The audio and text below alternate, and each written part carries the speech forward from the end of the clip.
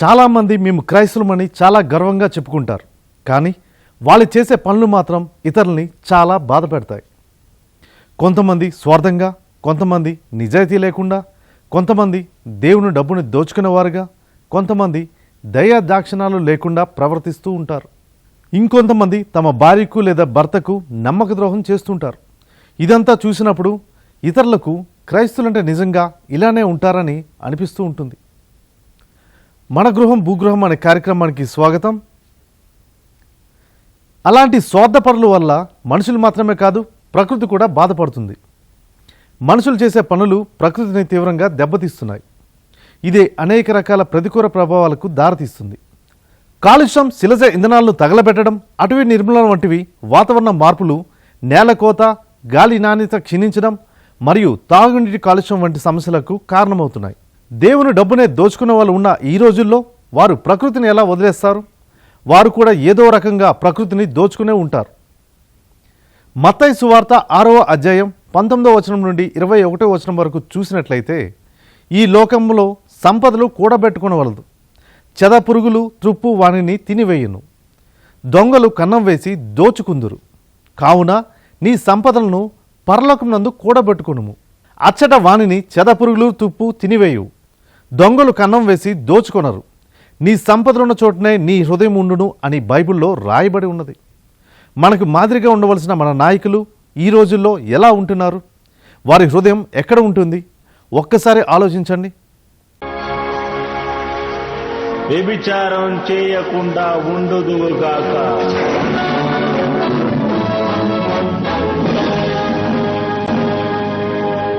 తప్పు చేయకుండా ఉండుదువుగాక,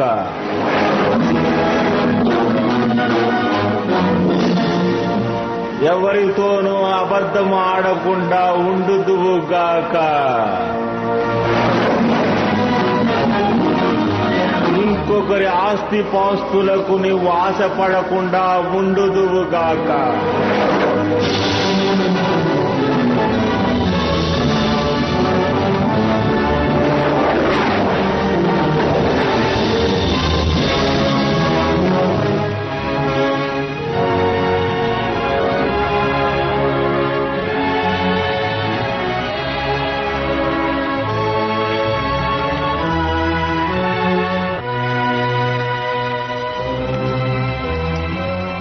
దేవుని చేతితో రాయబడ్డ నిబంధనలు.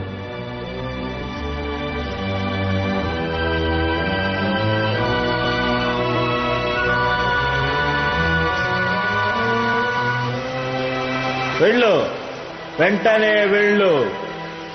నా భక్తుల్లో కొందరు పాపములు చేశారు.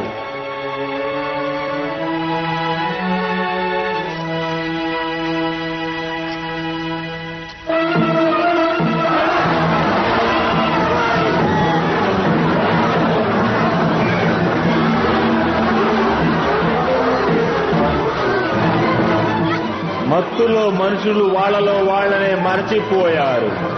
ఆడవాళ్లు, మగవాళ్లు సిగ్గు విడిచి ప్రవర్తిస్తున్నారు. వారు జంతువుల్లాగా మారిపోయారు. బానిసలుగా ఉన్న వాళ్ళు సముద్రాన్ని దాటి వచ్చి దేవుణ్ణి మర్చిపోయి పాపములు చేయడం మొదలుపెట్టారు. వారికి తెలియకుండానే పాపములు చేయడం మొదలుపెట్టారు. మంచు చెడులనేవి ఈ లోకంలో ఉన్న విషయాన్ని మరచిపోయారు. అత్యాశ, మధుపానం, వ్యభిచారం, అశ్లీల నటనలతో వాళ్ళు రెచ్చిపోయారు. శుభ్రాన్ని మర్చిపోయారు. విగ్రహారాధన మొదలయ్యింది. శుద్ధమైన ఈ భూమి మీద వాళ్ళు పాపములు చేయడం మొదలు పెట్టారు. కానీ ఆరోన్ ఇవన్నీ తన కన్నులతో చూస్తూనే ఉండిపోయాడు.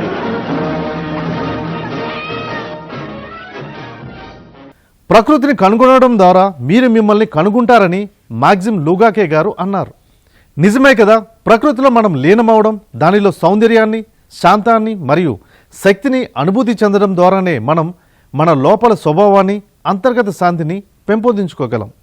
ప్రకృతి మన భౌతిక అవసరాలకు మాత్రమే కాకుండా మన మనశ్శాంతికి, మనకు అంతిమ ఆనందాన్ని మరియు ఆరోగ్యాన్ని కూడా ఇవ్వడానికి చాలా ఉపయోగపడుతుంది. ప్రకృతిలో ఉన్న అనేక చెట్లు మానవులకు వివిధ మార్గాల్లో మరియు అనేక ప్రయోజనాల కోసం, రోజువారీ ఉపయోగాలుగా, ఔషధ ప్రయోజనాల కోసం సహాయపడుతూనే ఉన్నాయి. మానవ జీవితాన్ని వివిధ మార్గాల్లో సహాయం చేయడానికి, పోషించడానికి ప్రకృతికి చాలా శక్తి ఉంది.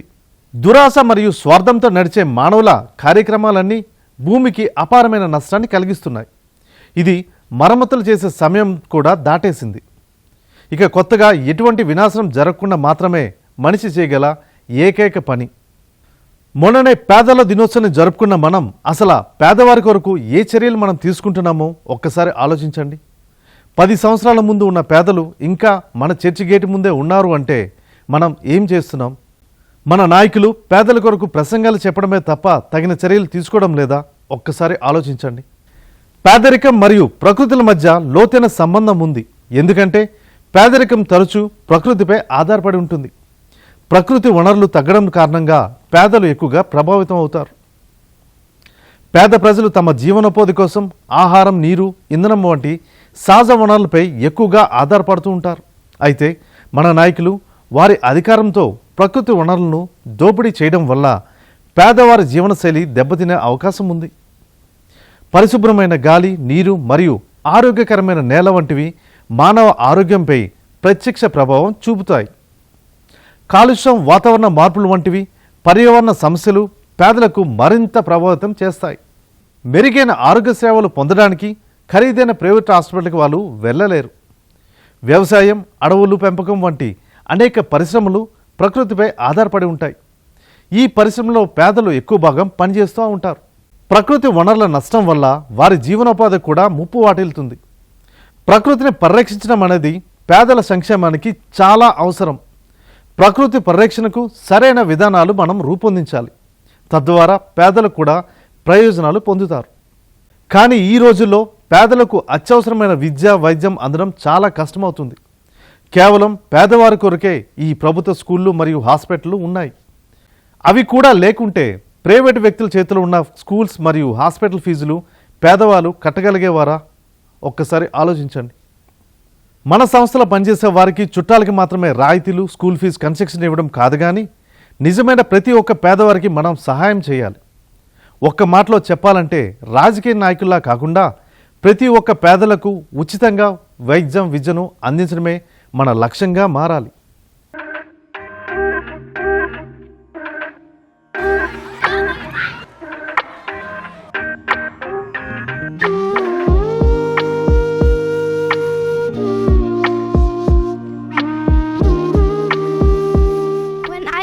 First, for my enrollment in the school, I was very surprised to see that every inch was filled with beautiful, colorful paintings. నేను క్రైస్తవునని చెప్పుకోవడం బాగా సులువు, కానీ అదొక్కటే సరిపోదు. బైబిల్ ప్రకారం ప్రభు యేసుక్రీస్తు శిష్యులుగా ఉన్నవాళ్ళే నిజమైన క్రైస్తవులని మనం గుర్తుంచుకోవాలి. యోహాను సువార్త 8వ అధ్యాయం 31 వచనంలో ఒక్కసారి మనం చూసినట్లయితే, మీరు నా మాటపై నిలిచినచో నిజంగా మీరు నా శిష్యులై ఉందురు అని యేసు ప్రభువారు తనను విశ్వసించిన యూదులతో అన్నారు. నిజమే కదా, మనం మనుషులమే, ఏ తప్పు చేయకుండా ఉండలేము. అలా అని పాపంలోనే జీవిస్తే మనం ప్రభుని ఎలా ప్రేమించగలం? యేసు ప్రభువారు అందరి మీద స్వార్థం లేని ప్రేమను చూపించారు. వాళ్ళు పేదవాళ్ళైనా, గొప్పవాళ్ళైనా, ఏ జాతి, మతం వాళ్ళైనా యేసు ప్రభువారు అందరినీ ఒకేలా చూశారు. అంతేగాని నేను నా వారికి, నా కుటుంబ సభ్యులకి మాత్రమని ఎప్పుడూ అనలేదు. యేసు ప్రభువారు రోగులందరినీ బాగు చేశారు. ఆకలితో ఉన్న వాళ్ళకు ఆహారం పెట్టారు. ఆఖరికి ఇతరుల కోసం తన ప్రాణాన్ని కూడా పణంగా పెట్టారు. అది నిజమైన ప్రేమ అంటే, అది నిజమైన న్యాయం అంటే. ఈ రోజుల్లో ఏ నాయకుడు ఇలా ఉన్నారు? మీ నాయకుడు అందరినీ ఒకేలా చూస్తున్నారా? కుల ప్రస్తావన లేకుండా దేవుని డబ్బు విషయంలో నిజాయితీగా ఉంటున్నారా? ఒక్కసారి ఆలోచించండి. ఈ రోజుల్లో చాలామంది వారి స్వలాభం కొరకు ఎదుటివారి నుండి ఏదో ఆశించి సహాయం చేసేవారుగా మన నాయకులు చాలామంది ఉన్నారు. ఇతరులకు సహాయం చేస్తున్నట్లు నటిస్తూ తమకు ఏదో విధంగా లాభం చేకూరుతుందని ఆశిస్తూ ఉంటారు. అంటే సంస్థలపై అధికారం, డబ్బు లేదా స్త్రీలను లోపరుచుకోవడం వంటివి ఆశిస్తారు. వారి నిజమైన ఉద్దేశం సహాయం చేయడం కాదు, తమ సొంత ప్రయోజనాలను నెరవేర్చుకోవడమే. అటువంటి వారు తమ అవసరాలకు మిమ్మల్ని వాడుకుంటున్నారు. వారే నాయకులుగా, మనకు అధికారులుగా చలమనవుతున్న స్వార్థపరులు.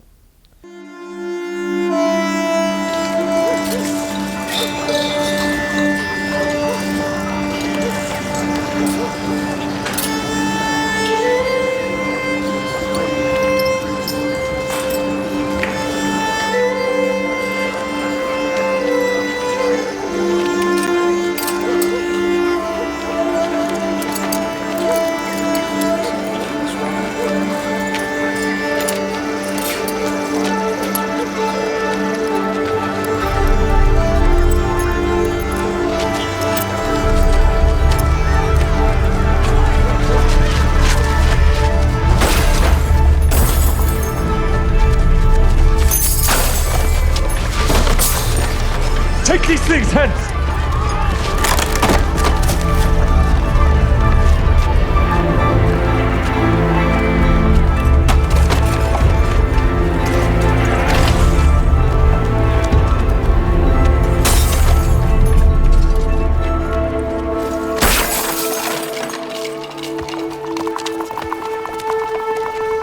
Make not my father's house an house of merchandise.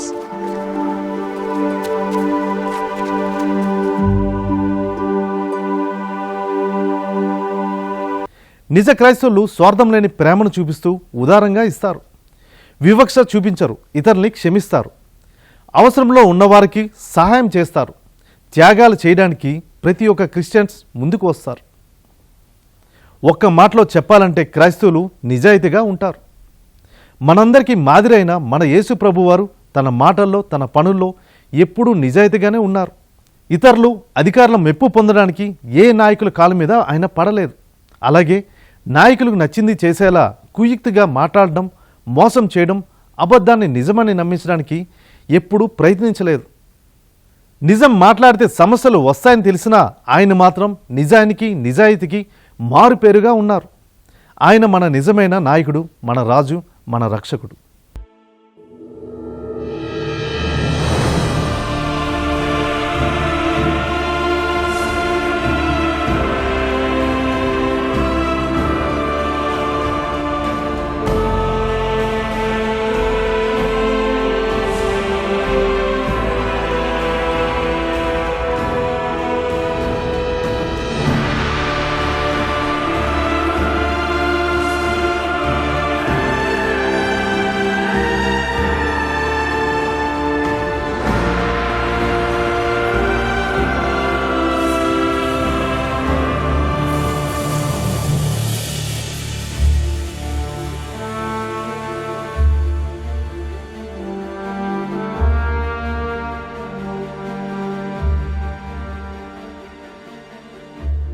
దేవుడు భూమిని తయారు చేసిన వానిగా సముద్రాల జల ప్రవాహాల మీద పూర్తి ఆధిపత్యం కలిగి ఉన్నారు.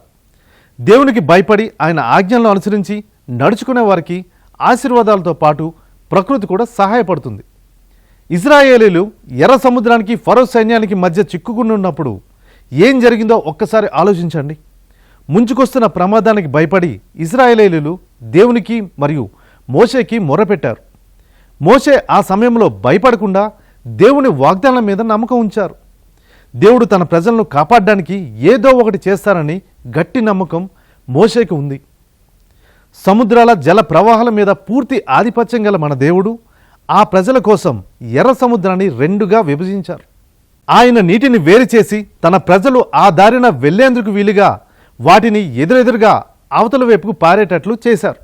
ఆ దృశ్యాన్ని ఒక్కసారి ఊహించుకోండి.